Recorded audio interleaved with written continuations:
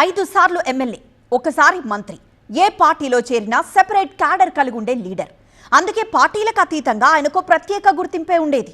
గతంలో సంగతి సరే, ఇప్పుడు అధికార పార్టీలో ఉన్నప్పటికీ ఆయన మౌనం ఎందుకు దాల్చారు? ఆయన్ను పట్టించుకోవడం లేదా, లేక ఆయనే పట్టనట్లుంటున్నారా అన్నది అర్థం కావడం లేదు. ఇంతకీ ఎవరా నాయకుడు, ఏంటా కహాని? అప్పట్లో టీడీపీ టు బీఆర్ఎస్ హస్తం గూట్లో గుర్తింపు దక్కట్లేదా? మండవ మనసులో ఏముంది? పార్టీ కార్యక్రమాలకి దూరంగా ఉంటున్నారా?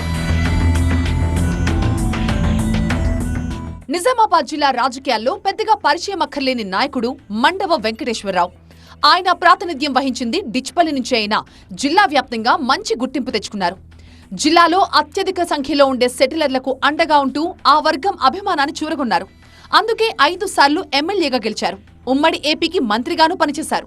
అయితే రాష్ట్ర విభజన తర్వాత మాత్రం పోటీకి దూరంగా ఉండిపోయారు. ఆ స్థాయి నాయకుడు కాబట్టే 2019 ఎంపీ ఎన్నికల ముంగిట నాటి సీఎం కేసీఆర్ స్వయంగా ఆయన ఇంటికి వెళ్లి మరీ మండవను పార్టీలోకి ఆహ్వానించారు. అయితే బీఆర్ఎస్ లోనూ సరైన గుర్తింపు దక్కట్లేదన్న ఉద్దేశంతో 2023లో మళ్లీ కండువా మార్చేశారు మండవ. అగ్రనేత రాహుల్ గాంధీ సమక్షంలో కాంగ్రెస్ తీర్థం పుచ్చుకున్నారు. కాంగ్రెస్ పార్టీ తరపున ప్రచారం చేశారు. అధికారంలోకి తీసుకురావడంలో తన వంతు సహకారం అందించారు. ఆ తర్వాత పార్లమెంట్ ఎన్నికల్లోనూ యాక్టివ్ గానే పనిచేశారు. అదేంటో హఠాత్తుగా మౌనవ్రతం పాటిస్తున్నారు. కొన్నాళ్లుగా పార్టీకి దూరంగా కూడా ఉంటున్నారు. కాంగ్రెస్ పార్టీ అగ్ర నాయకులు జిల్లా పర్యటనకు వచ్చిన మండవ మాత్రం మచ్చుకైనా అటువైపు తొంగి చుట్టలేదు. దీంతో ఆయన అసలు కాంగ్రెస్ పార్టీలో ఉన్నారా అన్న చర్చ జోరందుకుంది. మండవ వెంకటేశ్వరరావు 2023 ఎన్నికల్లో టిక్కెట్ల కేటాయింపు సమయంలోనే కాంగ్రెస్ లో చేరతారన్న ప్రచారం జరిగింది. ఆయనకి కుకట్పల్లి లేదా నిజామాబాద్ రూరల్ టికెట్ ఇస్తారన్న ముచ్చట వినిపించింది. అయితే చేరిక కాస్త ఆలస్యం కావడంతో ఆయన ఎక్కడా పోటీ చేయలేకపోయారు. నిజామాబాద్ కాంగ్రెస్ ఎంపీ అభ్యర్థిగా ఆయన మండవకు అవకాశం దక్కొచ్చన్న మాట కూడా పార్టీ వర్గాల్లో వినిపించింది. కానీ అది కూడా నిజం కాలేదు. రాజకీయంగా చాలా సీనియర్ అయిన మండవ కాంగ్రెస్ పార్టీలో సరైన గుర్తింపు దక్కట్లేదని భావిస్తున్నారట. 4 సార్లు డిచ్పల్లి నుంచి, ఒకసారి నిజామాబాద్ రూరల్ నుంచి ఎమ్మెల్యేగా గెలిచిన ఆయన చంద్రబాబు కేబినెట్ లో మంత్రిగానూ పనిచేశారు. చంద్రబాబుకి నమ్మకమైన వ్యక్తిగా కీలక బాధ్యతలు నిర్వర్తించారు.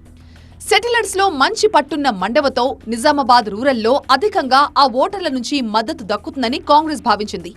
పక్కనే ఉన్న బోధన్లోని సెటిలర్ల ఓట్లు సైతం దక్కుతాయని లెక్కలేసి మండవను పార్టీలోకి ఆహ్వానించింది. అనుకున్నట్టే ఆ స్థానాల్లో విజయం సాధించింది. అయితే ఆయనకు మాత్రం ఇప్పుడు ఎలాంటి ప్రాధాన్యం ఇవ్వడం లేదు అన్నది లోకల్ గా జరుగుతున్న చర్చ. కాంగ్రెస్ పార్టీ అధికారంలోకి రావడంతో మండవ వెంకటేశ్వరరావుకు కీలక పదవి ఖాయమన్న ప్రచారం జరిగింది. కానీ పార్టీ మాత్రం ఆయన పెద్దగా పట్టించుకోవడం లేదు అన్న టాక్ నడుస్తోంది.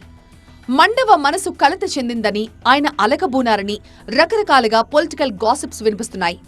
ఆ కారణంగానే పార్టీతో అంటి ముట్టనట్టుగా వ్యవహరిస్తున్నారు అన్న ముచ్చట బలంగా వినిపిస్తోంది. ఆ మనస్తాపంతోనే ఇక మీద రాజకీయాలకి దూరంగా ఉండాలనే నిర్ణయం తీసుకున్నారు అన్న చర్చ కూడా జరుగుతోంది. అయితే మండవ లాంటి సీనియర్ నాయకుడిని పక్కన పెడితే భవిష్యత్తులో కాంగ్రెస్ కు ఇబ్బంది తప్పదని ఆయన అనుచరులు హెచ్చరిస్తున్నారు. ఇవన్నీ ఎలా ఉన్నా మండవ మౌనం ఎందుకు? ఆయన మనసులో ఏముంది అన్నదే తెలియాల్సింది.